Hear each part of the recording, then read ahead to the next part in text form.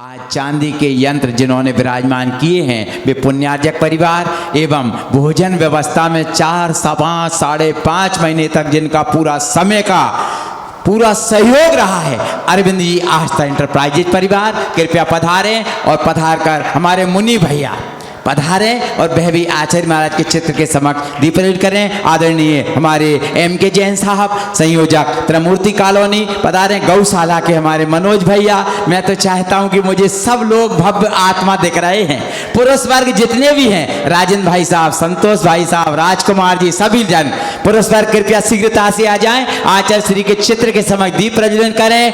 सभी दो भैया आप भी आ जाएं।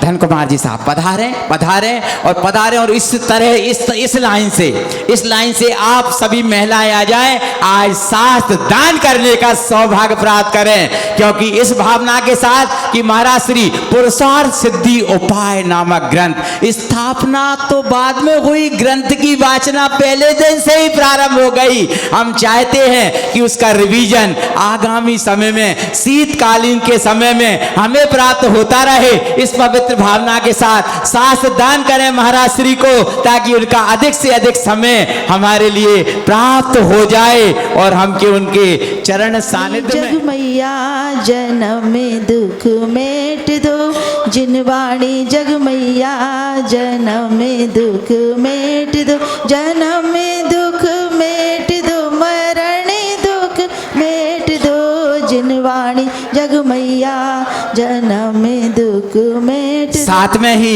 शास्त्रदान भी करते जाएं, जिन्होंने 1234 के व्रत नहीं ले पाए हों वे भी भावना से पूज्य महाराज श्री से निवेदन करें, ताकि उनको 1234 के व्रत लेने का सौभाग्य प्राप्त हो जाए। क्योंकि अरे गुरु बनों का सानिध्य हमें प्राप्त हुआ है, उसका पूरा लाभ प्राप्त करें।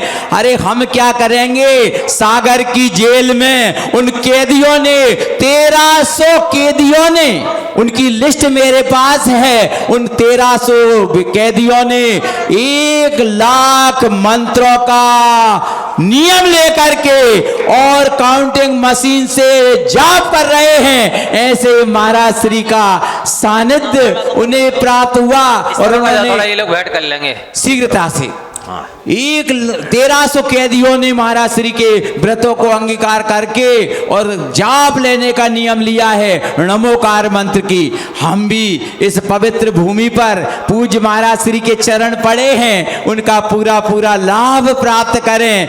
बहुत दिनों से भटक रहे थे जिनवाणी मैया, एक तुम्ही हो शरण हमारी, पार लगा दो नैया, जन्म में दुख मेट दो, जन्म में। गौतम भैया तुम पीछे मत रहो, आइए आप भी और महाराज श्री से आशीर्वाद प्राप्त करें श्रीफल के माध्यम से। पूरे देश में आदरणीय रमेश भाई साहब जी की ओर से भी शास्त्र दान में सम्मानजनक राशि प्राप्त हुई है। हाँ ले लिया, जोरदार तालियां बजाइए, श्रीफल उठाओ, वहां से श्रीफल चढ़ाओ। यदि अवसर चूका तो भब पछताएगा, यदि मौका छोड़ा तो हर भब पछताएगा। महाराज श्री का सानिध्य हमें प्राप्त हुआ है।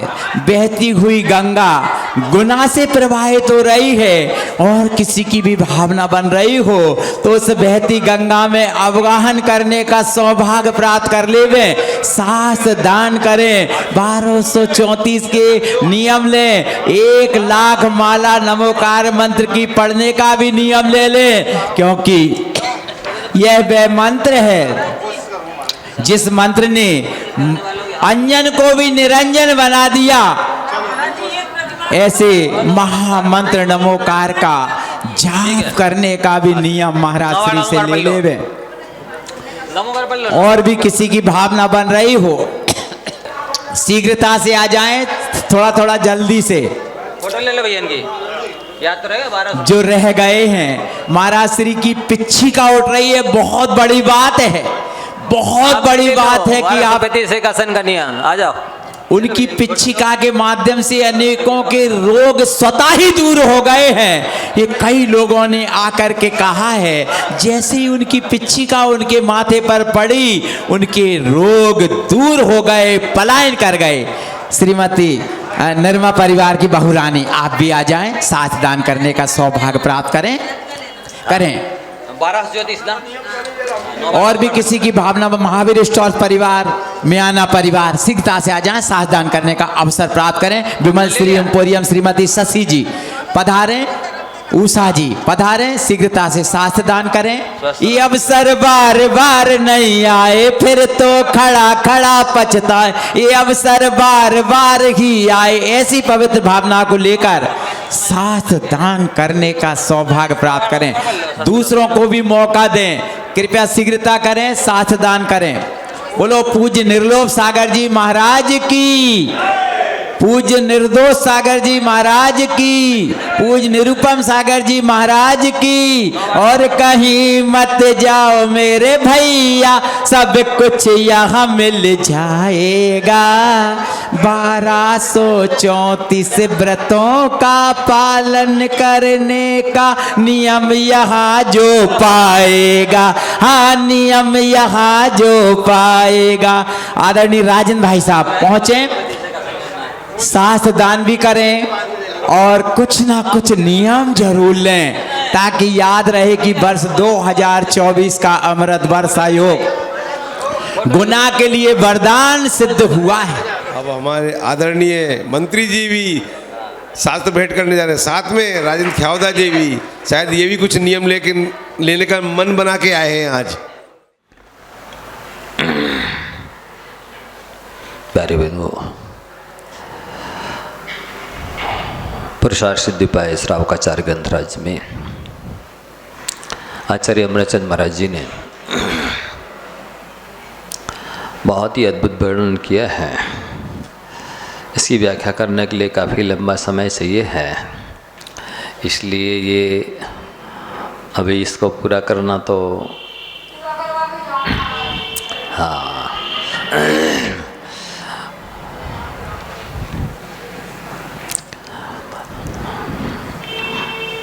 एक बार ध्यान रखना, आप सभी ने नमोकार मंत्र की 1 लाख मालाओं का नियम लिया है ना, तो उसको श्रद्धा से, विशुद्धि से, एकाग्रता से करते रहना। मशीन खराब हो जाए, गुम जाए तो यहाँ पर रख दी गई है मंदिर जी में। मंदिर जी जो भी हैं सब लोग, सनी भैया, समा भैया वगैरह, जिससे भी हो लेकर के जाप करते रहेंगे। दूसरा, आराध्य सूत्र का ग्रंथ का स्वाध्याय प्रतिदिन आप लोगों को जब तक याद ना हो जाए और जीवन में ना उतर जाए करते रहना है। पहले दूसरे दोनों भागों में यदि कंठस्थ कर लिया तो हमारी आधी से ज़्यादा विद्युत्ता आपके पास पहुंच जाएगी। और तीसरा जो 1234 और एक उद्यापन का 1235 एकासनिया जो उपवास कई लोगों ने उपवास से भी लिए हैं, एकासन से भी लिए हैं, अपनी अनुकूलता से करते रहना। कोशिश करना कि ये शरीर छोड़ने के पहले पूरे हमारे नियम हो जाएं, तो हमारा मोक्ष मार्ग पूरी तरह से प्रशस्त और मंगलमय हो जाएगा। और हमेशा हमेशा प्रसिद्धि के चक्कर में नहीं रहना, विशुद्धि के चक्कर में रहना। एक क्षण की विशुद्धि की कीमत 3 लोक की संपत्ति से ज़्यादा है। विशुद्धि में एक क्षण में करोड़ों जन्मों के कर्म की निजरा भी होती है, तो संकलेश से एक क्षण में करोड़ों जन्मों की धारण करने लायक कर्मबंध भी हो जाता है। इसलिए प्रत्येक क्षण संकलेश से बचने की कोशिश करें।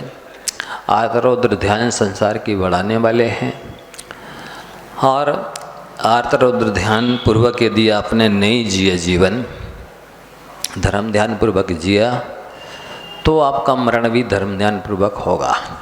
और यदि आप आर्तरौद्र ध्यान पूर्वक जीवन जिएंगे तो धर्म ध्यान पूर्वक मरण होगा, इसमें संदेह रहेगा। क्योंकि संसार के बढ़ाने वाले आर्त ध्यान और रौद्र ध्यान ही है। इष्ट का वियोग, अनिष्ट का संयोग, सांसारिक वस्तुओं में लगाना, देवशास्त्र गुरु के विषय में नहीं लगाना। इष्ट प्रिय का वियोग ना हो, अनिष्ट अप्रिय का संयोग ना हो, वेदना ना हो, और निदान करना, कोई भी आकांक्षा अपेक्षा रखना, ये संसार बढ़ाने वाली होती है। रौद्र ध्यान में हिंसा में आनंद नहीं मानना, झूठ बोल करके आनंद नहीं मानना, चोरी करके आनंद नहीं मानना, विषय भोग भोग करके धन संग्रह करके आनंद नहीं मानना, ये रौद्र ध्यान कहलाता है। इससे जीव नरक में ही जाते हैं। इसलिए एक सूत्र तो क्या दिया कि आपको प्रसिद्धि के चक्कर में नहीं पड़ना है, विशुद्धि बढ़ाने के चक्कर में रहना है, प्रयास करना है। विशुद्धि का चक्र नहीं कहलाता है, विशुद्धि का तो कर्मों का काटने का सुदर्शन चक्र कहलाता है। इसलिए विशुद्धि को बढ़ाते रहिए। और दूसरी बात यह है कि किसी को अपने माध्यम से शल्य ना हो, कष्ट ना हो, हम दूसरों के लिए शल्य ना बने। शल्य का अर्थ कांटा भी होता है, शल्य का अर्थ सुई भी होता है, शल्य का अर्थ चुभना होता है, कष्ट देना होता है। आप शल्य में ना जिए, वात्सल्य में जिए, अर्थात किसी को प्रेरणादायी ना बने, प्रेरणादायी बने, दूसरों के लिए आदर्श बने, आइडल बने।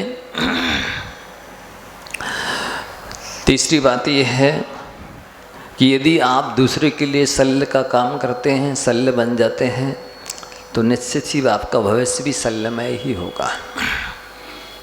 क्योंकि हम जैसा दूसरे के लिए बोते हैं, वैसा हम खुद भी अपने लिए बोते हैं और काटते हैं। बबूल का पेड़ लगा करके कोई भी व्यक्ति आम की फसल प्राप्त नहीं कर सकता है।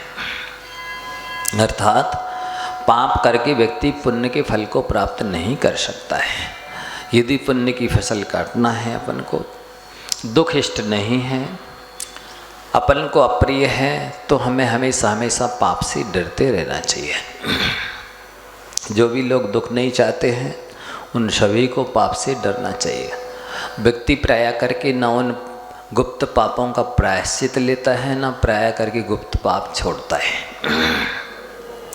हमारा आपसे कहना है, यदि आप सुखी होना चाहते हो, कल्याण करना चाहते हो, तो गुप्त पाप नहीं करना। और दूसरी बात, जो गुप्त पाप किए हैं उनका प्रायश्चित अवश्य कर लेना। प्राय करके जो दिखता है व्यक्ति उसी को सुधारता है, पर जो दिखता नहीं है उसको सुधारता नहीं है। और जब तक नहीं दिखने वाले को नहीं सुधारेगा, तब तक कल्याण भी संपन्न नहीं है। तो ये शल्य है, माया शल्य, अर्थात मायाचारी करना और उसे छुपा लेना, वो शल्य कहलाती है। आप हमेशा याद रखें कि धर्म के क्षेत्र में माया करने से ज़्यादा संसार बढ़ता है, जल्दी संसार बढ़ता है। लौकिक क्षेत्र में की गई माया भी जब संसार बढ़ाती है, तो धर्म क्षेत्र में की गई माया तो और ज़्यादा शल्य बढ़ाती है। दूसरी बात ये बात हमेशा याद रखना कि धर्म करते समय कभी भी प्री प्लानिंग नहीं करना कि मुझे क्या चाहिए। धर्म क्षेत्र में यदि आपको धर्म की परिभाषा मालूम है, धर्म की परिभाषा आचार्य समंतबद्ध महाराज जी ने रत्नगण शावकाचार्य में लिखी है। देश्यामी समीचीनम धर्मम कर्म निवारणम संसार दुखता सत्वान युधर तत्व में सुखे। मैं सच्चे धर्म को कहूँगा जो कि कर्मों का नाश करने वाला होगा। आप धर्म का अवलंबन करेंगे, कर्मों का नाश नियम से होगा। दूसरी बात, उस धर्म का स्वरूप है, उसका नेचर है, उसकी परिभाषा है, उसका स्वभाव है कि वो दुखी जीवों को दुख से निकाल करके सुख के स्थान में पहुंचाता है, दुखी जीवों को सुखी बनाता है, उसका नेचर है। जब धर्म का ये स्वभाव ही है, गुण ही है, धर्म ही है कि आप यदि धर्म करोगे तो वो आपको उस नियम से सुखी बनाएगा, अच्छे स्थान पर, श्रेष्ठ स्थान पर भेजेगा, फिर ये क्यों शर्त रखना कि हे भगवान हमें स्वर्ग मिल जाए, हे भगवान हमारे दुख दूर, बेटा की शादी हो जाएगी, पास हो जाए। जब धर्म का स्वभाव ही है फिर भी आप मांग रहे, इसका मतलब आपको धर्म पर संदेह है। संदेह नहीं होता, जैसे किसी मालिक के यहाँ कोई नौकर काम करने आता है तो वो पूछता है क्या दोगे, मतलब उसे संदेह है कि हम जितनी मेहनत करेंगे हमारे पास जो योग्यता है उसके अनुरूप ये वेतन देंगे कि नहीं देंगे। संदेह होता है ना, तभी तो वो ठहराता है, मांगता है। कई आप रिक्शे वाले को देखना, वो पूछेंगे क्या दोगे या फिर आप पूछोगे क्या लोगे, और जिस रिक्शे वाले पर आपको भरोसा हो या उसको आप पर भरोसा है कि नहीं ये धर्मात्मा दिख रहे हैं, दयालु हैं, ये मेरी जितनी मेहनत होगी उतना पैसा देंगे, तो वो कहते नहीं नहीं सेठ जी बैठो बैठो, आप तो दे देना जो कुछ देना हो। क्या बोलता है, बैठ जाइए सेठ जी, आप तो चलिए, कहाँ चल रहा है, आपको जो देना हो दे देना। मतलब उसे विश्वास है कि ये कम नहीं देंगे, तभी वो ऐसा कह रहा है कि नहीं नहीं आपको जो देना हो दे देना। लेकिन जिसे विश्वास नहीं होता है वो ठहराता है, क्या दोगे क्या लोगे, ये वहीं पर होता है जहाँ विश्वास नहीं होता है। इसी तरह यदि आपको धर्म में विश्वास है, देवशास्त्र गुरु के प्रति विश्वास है, तब ताक के प्रति विश्वास है, तो फिर आपको मांगने की जरूरत ही नहीं है। वो तो बिना मांगे देने वाला है, क्योंकि उसका लक्षण है संसार दुखता सत्पान यो धरत्युत्तम में सुखे। धर्म से कहते हैं जो दुखी जीवों को दुख से निकाल करके उत्तम सुख में दर देवे, पहुंचा देवे, सुखी बना देवे, उसे धर्म कहते हैं। फिर मांगने की आवश्यकता क्या, फिर संदेह करने की आवश्यकता क्या, फिर प्री प्लानिंग करने की आवश्यकता क्या। ये ठीक नहीं है, आवाज़ नहीं खींच रहा, बहुत आवाज़ जोर लग रहा है। माइक उसे कहते हैं कि बिल्कुल पता ना चले कि हम बोल रहे हैं, इधर तो वहाँ तक खिंच गई। तो कहने का तात्पर्य है कि आप धर्म करें लेकिन कुछ मांगे ना, एक शर्त। दूसरी बात, धर्म करें पर संदेह ना करें। शंका जहाँ पर भी हो जाती है तो वहाँ से फिर सुख शांति खत्म हो जाती है। जैसे मान लो आपको भूख लग रही है, कई दिन से आपने भोजन नहीं किया, लेकिन और अच्छा 56 प्रकार का भोजन रखा है सामने, बेस्ट क्वालिटी का, A1 क्वालिटी का भोजन रखा है, और आपको भूख भी लग रही है, आप खा सकते हैं, लेकिन संदेह हो जाए कि इसमें जहर तो नहीं मिला। बोलो वकील साहब, संदेह हो जाए कि इसमें जहर तो नहीं है, फिर आप उस भोजन को खाएंगे?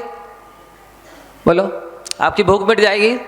आपको जो भोजन को देख करके आनंद आ रहा था वो आनंद बरकरार रहेगा? नहीं रहेगा ना। क्यों? क्योंकि आपको उस भोजन में संदेह हो गया है कि इसमें जहर तो नहीं मिला।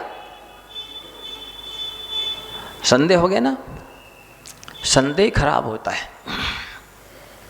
संदेह किसी विषय में हो जाए, भोजन के विषय में संदेह हो जाए तो वो भोजन कैसा भी हो, कितनी कीमती हो, बेकार माना जाता है। दवाई के प्रति संदेह हो जाए कि इस दवाई ठीक करेगी कि नहीं करेगी, ऐसा तो नहीं रोग बढ़ा दे, ऐसा तो नहीं रिएक्शन कर जाए, बोलो वो दवाई खाओगे? बहुत महंगी है, लाखों रुपए की इंजेक्शन है या गोली है, और वो कह रहा है सामने वाला कि नहीं नहीं आपका रोग ठीक हो जाए, लेकिन आपको संदेह हो जाए कि नहीं ये दवाई खाने से तो मेरे प्राण निकल जाएंगे, मेरा रोग फैल जाएगा, रिएक्शन कर जाएगी, तो आप वो दवाई नहीं खाएंगे ना, बेकार हो गया ना इस संदेह होने से वो दवाई। इसी तरह किसी भी क्षेत्र में हो, किसी भी क्षेत्र में हो, मान लो पति को पत्नी के प्रति संदेह हो जाए, बताइए, अब अभी 9 फेरे पड़े, बहुत आदमी की सत्ता के साथ में शादी हुई है, लेकिन एक को दूसरे के प्रति संदेह हो जाए, अब वो घर घर नहीं बचेगा, नरक बन जाएगा। क्या बन जाएगा? इसलिए कभी भी ऐसे ना काम करना चाहिए कि जिससे एक दूसरे के प्रति संदेह हो जाए, और ना एक दूसरे पे संदेह करना चाहिए। यदि सुख शांति की स्वर्गमय जिंदगी जीना चाहते हो तो संदेह मत करो। जैसा करेगा जो वैसा भरेगा। यदि उसका दुष्कृत्य कर रहा है, पाप कर रहा है, तो वो उसका फल भोगेंगे, हम भोगेंगे क्या? नहीं, सबकी आत्मा स्वतंत्र स्वतंत्र है, सभी अपने अपने किए हुए कर्मों का फल भोगते हैं। संदेह करके अपना क्यों जीवन दुखमय बनाए? अज्ञानी 2 बार कष्ट पाता है। एक बार तो जैसे मान लो मृत्यु के बारे में सोचिए, किसी को ये भय हो जाए कि मेरी मौत हो जाएगी, आज होने वाली है या 1 सप्ताह बाद होने वाली है, तो मौत तो 1 सप्ताह बाद होगी, लेकिन कष्ट उसको आज से होने लगा। कष्ट आज ही हो गया और आज से होने लगा, और जिस दिन मौत होगी उस दिन अलग होगा। तो ये भय, ये शंका व्यक्ति को वर्तमान में भी कष्टमय बना देती है और भविष्य को भी अंधकारमय बना देती है। जब लौकिक क्षेत्र में आपको किसी भी विषय में संदेह हो जाता है तो वो सब काम बेकार हो जाता है, गड़बड़ हो जाता है, तब फिर आप धर्म क्षेत्र में संदेह करें तो ये मोक्ष मार्ग बेकार नहीं हो जाएगा? हो जाएगा। इसलिए धर्म का स्वभाव है कि वो जीव को दुखों से निकाल करके सुख में पहुंचाता है, वो जीव के कर्मों का नाश करता है, उसका ये नेचर है, गुण है, धर्म है। अब आप को इसमें संदेह नहीं करना चाहिए।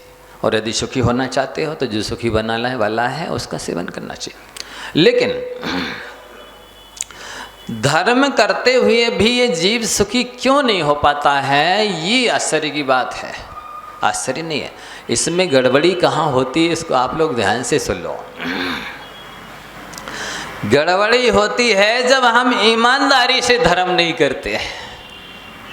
सर्वार सिद्धि में आचार्य पूज्यपाद महाराज जी ने बोधि दुर्लभ भावना की व्याख्या करते हुए क्या लिखा?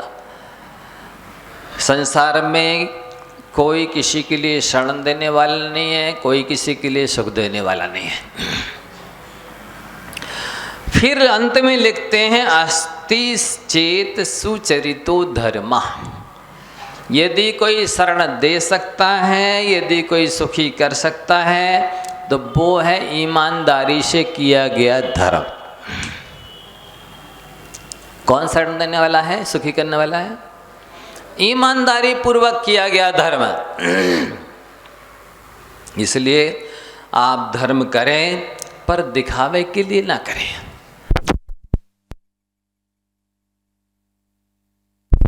हो तो यदि दिखावटी करेंगे तो आप ये मान के चलिए कि जैसे व्यक्ति मथानी को भाता है ना, इधर से खुलती है, इधर से लिपट जाती है रस्सी। देखा, बहुत अनुभव किया होगा। यही हाल होता है जब हम धर्म करते हैं तो इधर से पुण्य बंद होता है, उधर से मायाचारी करी सो कर्म बंद पुनः हो जाता है। इधर से पुण्य धर्म किया, दान किया, व्रत उपवास किए और दिखावे के लिए किए, सो इससे पुण्य बंद हुआ, वो दिखावे की वजह से पाप बंद हो गया। अंधे पीसे कुत्ते खाएं या फिर रात भर पीसो पारे में उठाओ, ये जो कहावत है बुंदेलखंड में, वही होती चली आई अनादिकाल से लेकर के आज तक। इसलिए आप धर्म तो करें पर उसमें से 2 चीज़ें निकाल दें। कौन सी 2 चीज़ें? एक तो मायाचारी ना करें, दूसरी चार्ज उस धर्म के बदले में मांगे ना। धर्म का नेचर ही है, स्वभाव ही है सुखी करना, श्रेष्ठ स्थान पर पहुंचाना, श्रेष्ठ वस्तु आपको मिलाना। उसका स्वभाव है, गुण है। जैसे पानी का स्वभाव है, आप पियोगे तो आपकी प्यास बुझने वाली है, निश्चित है। आप क्या फिर उसमें मांगना, हम पानी पी रहे हैं प्यास बुझाएगा कि नहीं? अरे उसका गुण ही है, स्वभाव है। भोजन का स्वभाव है आपकी सुधा शांत करने का है। आप फिर क्यों कह रहे हो ये भोजन हमारी भूख दूर करेगा तो खाएंगे? इसका मतलब है आपको भोजन का स्वभाव नहीं मालूम, उसके विषय में श्रद्धा नहीं है बराबर। आपको बराबर श्रद्धा करना चाहिए कि नहीं, जब इसका ये स्वभाव ही है, गुण ही है, धर्मी है, तो फिर हमें उसके प्रोसेस प्रक्रिया को ढंग से करने की आवश्यकता है, विधिवत करने की आवश्यकता है। ये तो सम्यक्त वर्धनी क्रिया है। उसमें लिखा हुआ है कि देवशास्त्र गुरु की पूजा करोगे, सेवा करोगे, आहार विहार निहार कराओगे, आपकी सम्यक दर्शन की उत्पत्ति स्थिति वृद्धि पूर्णता होने वाली है। उनका उद्धार नहीं होने वाला, आपकी सेवा से आपका उद्धार होने वाला है। जैसे इंद्र भगवान की सेवा में 9 महीने गर्भ से लेकर के और निर्वाण कल्याण तक खड़ा रहता द्वारपाल बन के। तो वो अपना अहोभाग्य मानता है कि मेरा सौभाग्य है, मुझे भगवान की सेवा करने का अवसर मिला और इस सेवा से मेरा कल्याण हो जाएगा पक्के में, इसलिए वो करता है और सौभाग्य मानता है। तो इसी तरह हमारा आप सबसे कहना है कि आप सभी धर्म तो करें, लेकिन उसमें से संदेह निकाल दें। एक बात, मायाचारी पूर्वक ना करें। दो बात, सातवीं डिमांड ना करें। मांग करने से देखो, मांगने वाले को कभी भी इंद्र पद नहीं मिलता है, चक्रवर्ती पद नहीं मिलता है, राजा कोई राज्य नहीं सौंपता। आज तक किसी भिखारी को किसने राजा बनाया कि वो भीख मांगे, हाँ चल ठीक, तेरे को मैंने भिक्षा में राज्य दिया। बोलो, भिक्षा में राज्य मिलता है? भिक्षा में तो एक दो मुट्ठी अनाज मिलता है, लेकिन जो नहीं मांगते हैं उनके लिए ससम्मान आपको स्वीकार करना होगा। आप हमारा स्वर्ग में जैसे ही इंद्र जन्म लेता है, असंख्य देवी देवता हाथ जोड़ के खड़े रहते हैं, धन्य है धन्य है धन्य है, आपने जन्म लेकर के हमारे इस स्वर्ग को कृतार्थ किया, हमें सनात कर दिया, आप हमारे नाथ उत्पन्न हो गए हैं, आप यहाँ का साम्राज्य स्वीकार कीजिए, वैभव प्रभुत्व को स्वीकार कीजिए, हम सबके स्वामी बनिए और हमें सबको संरक्षण दीजिए, छत्र छाया दीजिए। इंद्र नहीं कहता है आप सब मेरा स्वाधीनत्व स्वीकार करो, मुझे अपना मालिक मानो, नहीं। वो धर्म करके गया है तो वहाँ पर वो सब उनको करना ही पड़ेगा, उसके पुण्य में इतनी ताकत है। जो इंद्र पद को प्राप्त हुआ है उसके पुण्य में ताकत है कि वो असंख्यात देवी देवताओं को उनके चरणों में झुकाएगा। पुण्य की ताकत है यार, कि वो वैभव उनको स्वीकार करना ही होगा। जो सब हाथ जोड़ेंगे, स्वयं मस्तक सिंहासन पर बिठाएंगे, राज्याभिषेक करेंगे। जन्म लेने की देरी है, 12.5 करोड़ वाद्य यंत्र बजते हैं। किसके? इंद्र के जन्म में जन्मोत्सव मनाने के लिए 12.5 करोड़। एक प्रकार के नहीं, 12.5 करोड़ प्रकार के ही होते वह। और यहाँ क्या कोई बजाएगा जैसे वहाँ बजाते देव लोग। यहाँ कोई क्या डांस करेगा जैसा वो देव देवांगनाएं करते हैं। यहाँ से क्या कोई सेलिब्रेशन मनाएगा बर्थडे जैसा वो देव लोग मनाते हैं। ये पुण्य की ताकत है बंधुआ। आप दोनों चीज़ों पर विश्वास कर लीजिए, पुण्य पर और पाप पर। पाप भी, पुण्य यदि छप्पर फाड़ कर देता है तो पाप थप्पड़ मार कर लेता है। क्या कहा? पुण्य यदि छप्पर फाड़ के देता है तो पाप थप्पड़ मार के ले लेता है। दोनों की शक्ति है। पुण्य के उदय से यहाँ तीर्थंकरों की जन्म नहीं लेने पर भी, गर्भ में नहीं आने पर भी इंद्र की आज्ञा से कुबेर को रत्नों की वर्षा करनी पड़ती है। पाप के उदय से जैसे ही नारायण का यहाँ जन्म होता है, वहाँ लाखों करोड़ों किलोमीटर दूर रहने वाले प्रति नारायण के यहाँ उपद्रव होने लग जाते हैं, उपसर्ग होने लग जाते, विघ्न होने लग जाते हैं, अशुभ शकुन मने सपने आने लग जाते हैं। ये पाप की ताकत है। वो पहले से सचेत कर रहा है, आपको सूचना दे रहा है कि आप सतर्क हो जाइए, सावधान हो जाइए। आपने बबूल का पेड़ लगाया है, इसलिए उसका फल भोगने के लिए तैयार हो। इसी तरह हम आपसे कहना चाहते हैं कि यदि आपने पाप करने के लिए कमर कस रखी है तो उसका फल भोगने के लिए भी कमर कस के ही तैयार रहना। पाताल में हो, आकाश में हो, पानी में हो, वज्र के कमरे के अंदर हो जाए व्यक्ति, पाप के फल भोगने से भी नहीं बच सकता, पुण्य का फल भोगने से भी नहीं बच सकता। आपकी किस्मत में जो है वो नहीं टल सकता है, आपके भावों के माध्यम से भले टल जाए। जैसे मैंने सुबह आर्ट ऑफ लिविंग की कक्षा में कहा था, आप लोग नहीं थे शायद, वो ध्यान से सुनना। शास्त्र में लिखा है ये सर्पोहार लता भवत्यसी लता सत्पुष्प दामाए थे। सास ने काला नाग बड़ा भुजंग ला करके घड़े के अंदर रख दिया और कह दिया बहू से, बेटा तेरे लिए मैंने 9 लखा हार ला के बुलवा के रखा है, जा निकाल के पहले। वो सिलवती थी, नमोकार मंत्र पढ़ती रहती थी, जाकर के हाथ डाला, वाकई में 9 लखा हार निकला।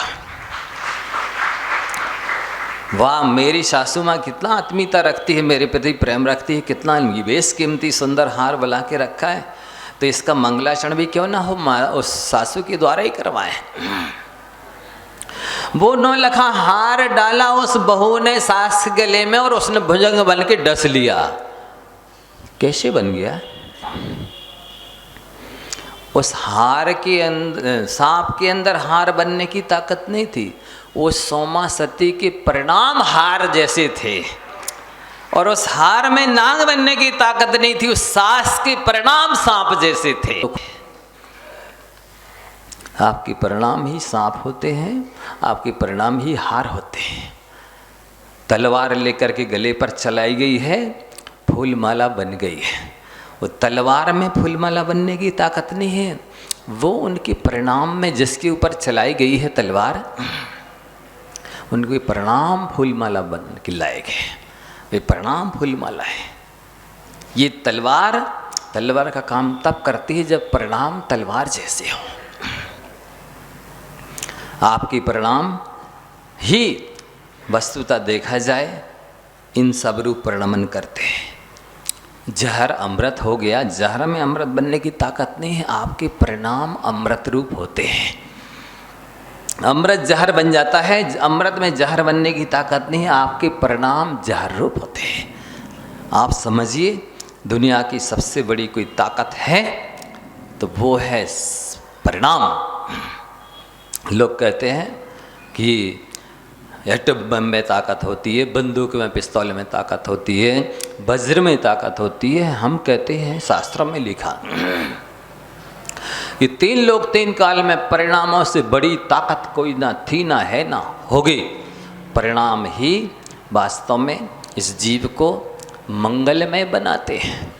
क्योंकि आप बोलते हैं नमोकार मंत्र अनादि निधन है, 4 मंगल हैं इस जगत में, 4 उत्तम है, 4 शरण है। वे तो हैं, लेकिन आपका कल्याण क्यों नहीं हुआ?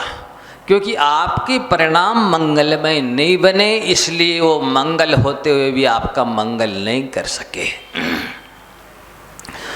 आपके परिणाम मंगलमय नहीं होने से ना आपको मंगलमय वस्तुओं का समागम हो सका, ना माँ वे अनादि निधन शाश्वत जो मंगल है, अरहंत सिद्ध साधु केवली प्रणीत धर्म, वे आपका मंगल नहीं कर सके। आपके परिणाम उत्तम नहीं है, वो तो उत्तम है, अरहंत उत्तम है, सिद्ध उत्तम, साधु उत्तम, केवली प्रणीत धर्म उत्तम है, वो अनादि निधन है। लेकिन आपको उत्तम नहीं बना सके क्योंकि आपके परिणाम उत्तम नहीं थे। और परिणाम उत्तम न होने से आपको उत्तम वस्तुओं का, उत्तम स्थानों का, उत्तम पदों का लाभ नहीं हो सका। आप कहते हैं 4 शरण है, अरहंत शरण है, सिद्ध शरण है, साधु शरण है, केवली पीड़ित धर्म शरण है। लेकिन वो आपको शरण नहीं दे सके क्योंकि आपके परिणाम शरण देने लायक नहीं थे। आप अशरण बने रहे, आपकी रक्षा कोई नहीं कर सका। ना आपको शरण के लिए स्थान मिल सका, ना आप कुछ दूसरे को शरण दे सके, ना खुद ही सुरक्षित रह सके। इसलिए बंधुओं, हमारा आपसे कहना है, ये तो अनादि निधन है महामंत्र, ये मंगल है, उत्तम है, शरण है, लेकिन उन्हीं के लिए जिनके परिणाम मंगलमय होते हैं। आप दूसरे को नहीं सुधार सकते, दूसरे को सुधारना जब कठिन हो तो अपने आप को सुधार लेना चाहिए, ये सरल काम है। आप सरल काम नहीं करते हैं, कठिन काम करने जाते हैं, सबको सुधारने की कोशिश करते हैं, कोई नहीं सुधरता। इसलिए अपने को समझाना सरल है, अपने को सुधारना सरल है, अपने परिणामों को मंगलमय बनाना सरल है, अपनी दृष्टि को पवित्र बनाना सरल है। दृष्टि बदलते ही सृष्टि बदली बदली लगती है।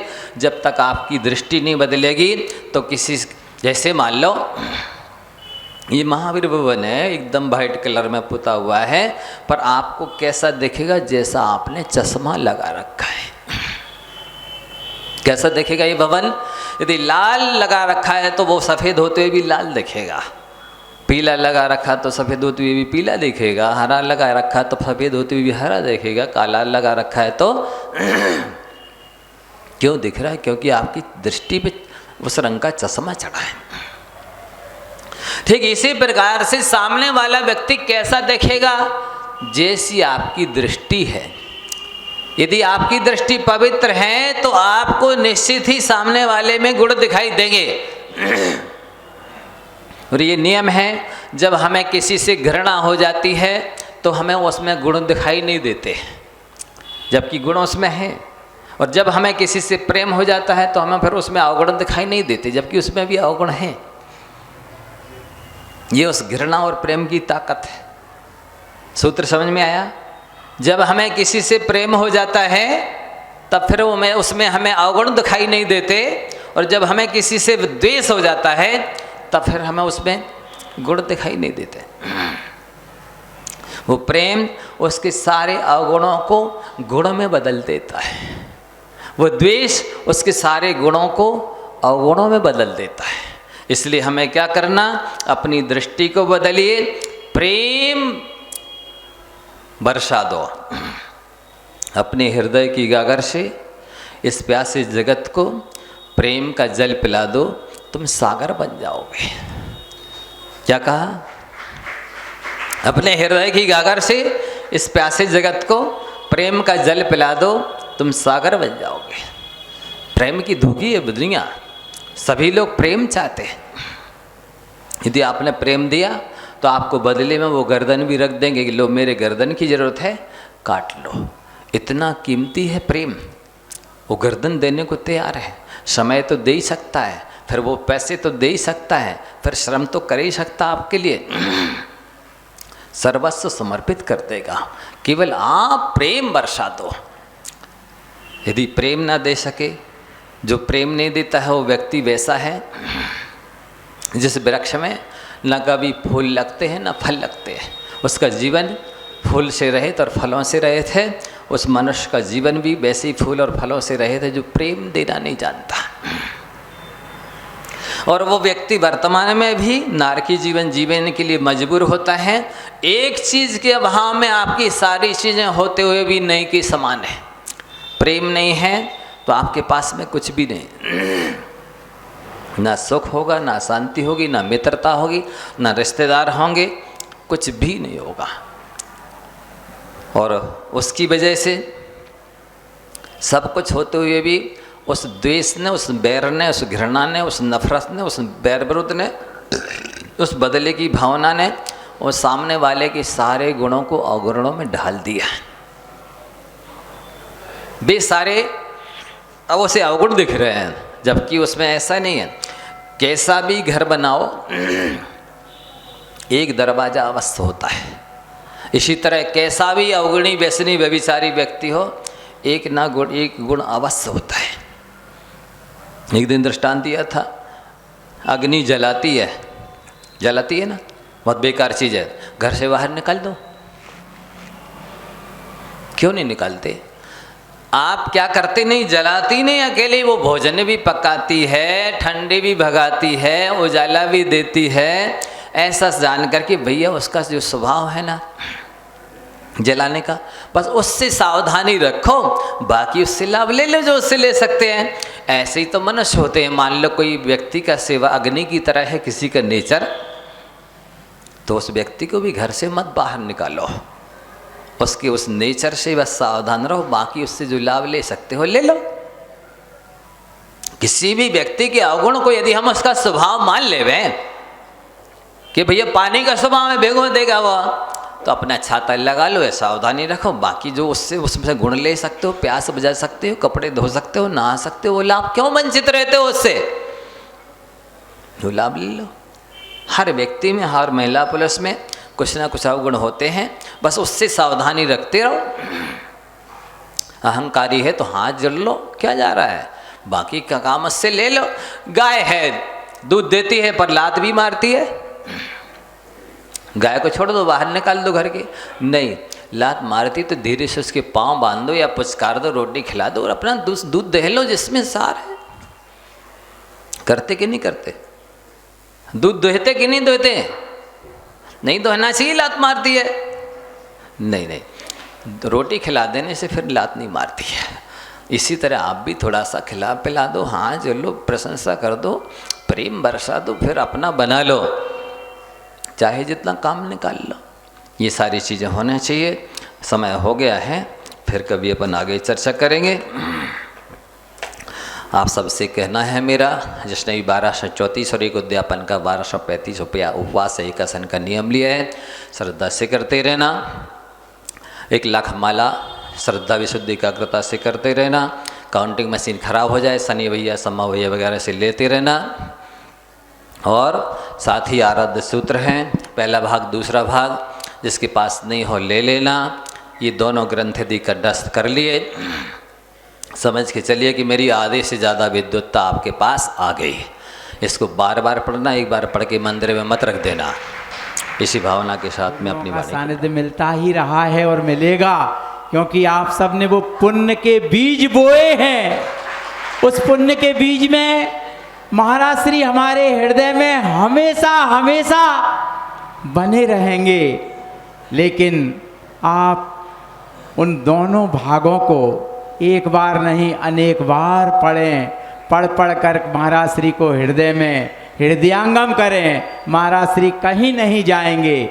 हम उनसे अभी भी निवेदन कर रहे हैं और ठीक 1 बजे पुनः निवेदन करेंगे कि महाराज श्री कुछ दिन और इसलिए रहें कि पुरुषार्थ सिद्धि उपाय नामक ग्रंथ पूरा हुआ नहीं है। मोक्ष समय सार ग्रंथ की बंद अधिकार और मोक्ष अधिकार भले ही पूर्ण हो गया हो, लेकिन उसकी मुख्य गाथाओं का रिवीजन बाकी है।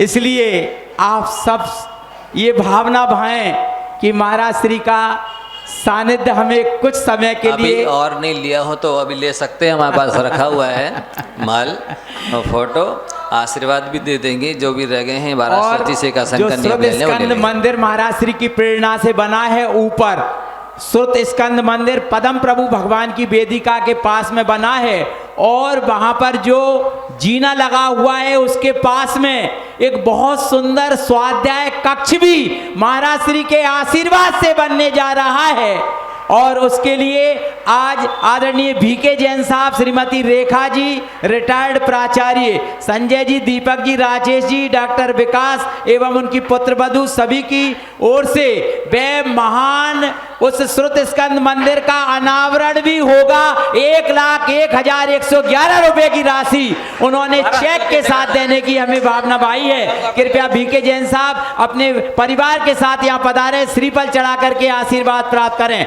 आदरणीय भीके जैन साहब, उनका परिवार पधारें और महाराज श्री के सानिध्य में उसका लोकार्पण होगा और स्वाध्याय भवन का शुभारंभ की भावना हम भाएंगे। 1 बजे ठीक पुनः हम महाराज श्री से प्रार्थना करने के लिए पधारेंगे। जिन्हों को 1234 व्रत लेने की भावना हो, कृपया वे व्रत लेने का अवसर प्राप्त कर सकते हैं। जावाणी के ज्ञान से सूझे लोकालोक, सोवाणी मस्तक नमो सदा देते हूँ ढोक। हे जिनवाणी पढ़ लेना सब लोग, है ना।